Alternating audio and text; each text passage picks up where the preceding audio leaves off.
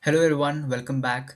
In my last video, I had shown how to use Google Colab for model training, how to access GPU and execute cells. In this video, I'll be showing how to use Kaggle, how to access GPU, and also how to upload dataset in Kaggle.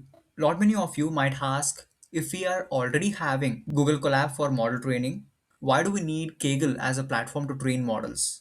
The answer is simple. Though Google Colab is also an efficient platform to train the models, which allows us to use GPU, Kaggle is more user friendly than Google Colab.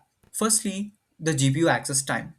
In Google Colab, we will get to access GPU for a limited period of time, that too with a disruption. But in Kaggle, we get a 30-hour quota of GPU access time, which will not get disrupted, and we can use it continuously until we finish 30 hours completely. The next one is related to uploading the data or dataset for training. In Google Colab, I'll have to upload the data or the dataset to Google Drive, then mount Google Drive to connect it with Google Colab. But in Kaggle, I can directly upload the dataset into Kaggle environment and it will be stored in Kaggle environment. The next important aspect about Kaggle over Google Colab is session disruption. In Google Colab, it's very difficult to train a model for 5 hours without a session disruption, as it allows a maximum of 3-hour session to train any model without session disruption. But in Kaggle, if we save the version, there will be no session disruption problem.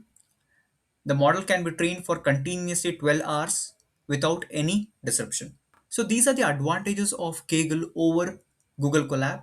Let me show you how to use Kaggle now. Since I'm already an user of Kaggle, I'll sign in directly.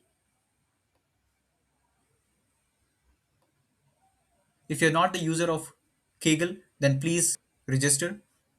So this is the dashboard of Kaggle. As you can see, it shows the number of dataset which are used, number of notebooks which are created. Since I am already an user of Kaggle, I have already created 6 notebooks. Let me create a new notebook. Click on create button and there is notebook button here. Click on it. It will get navigated to the notebook page. I'll rename it as project 1. So this is the interface of the notebook. If you click on file, you can create new notebook. You can import notebook. You can download notebook, and also you can delete the notebook. And the most important aspect is setting. Turn off the internet means the internet is on. That is the reason why it is showing turn off the internet. If I click on it, it will show turn on the internet. Means the internet is not on. I just have to turn it on because if the internet is off, then I cannot execute my cells. And the next one is accelerator. That is, I can access GPU here. Currently it is none, meaning that I'm not using GPU. So let me select GPU T4. Yes, as you can see, GPU is selected.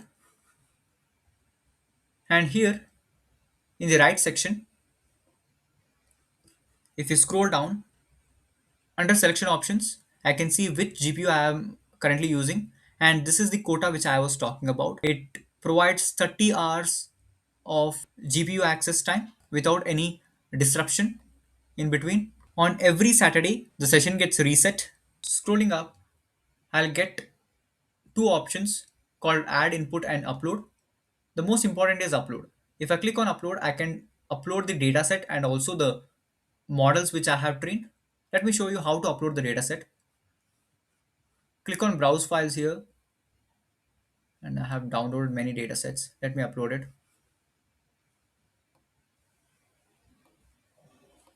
So keep it private itself, and it's currently getting uploaded already 2%.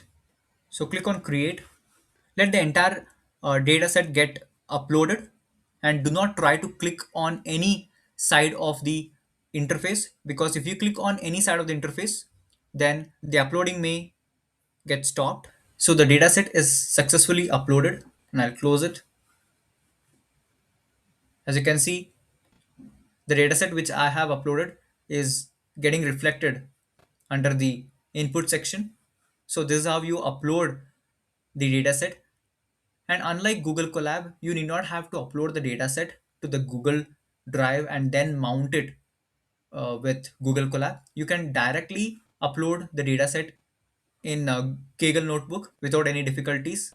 And the important thing which we need to consider here is that the uploaded data will remain in the notebook or will be stored in the notebook forever.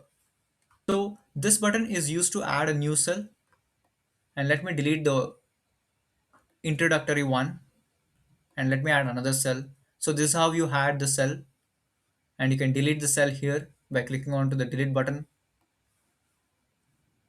And this particular button is used to run a particular or a selected cell, and this is used to run all the cells.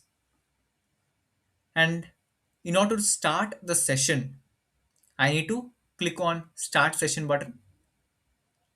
Let me start it.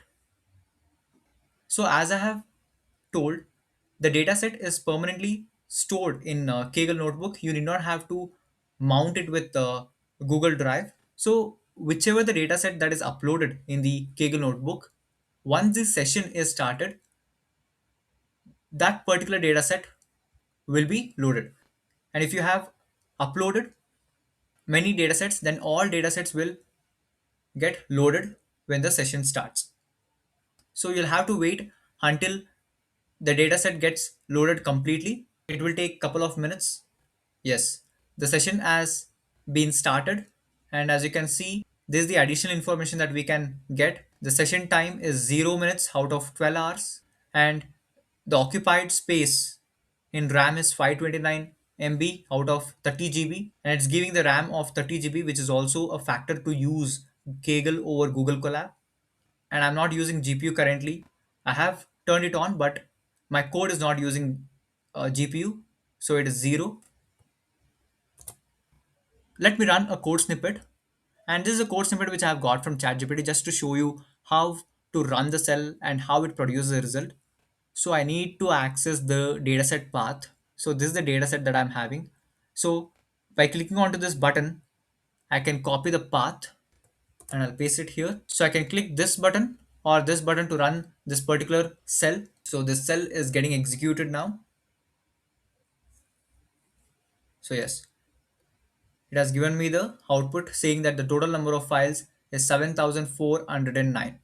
And if you click on this button again, the session will get stopped and you'll have to restart the session again by clicking this button, the same button again to start the session.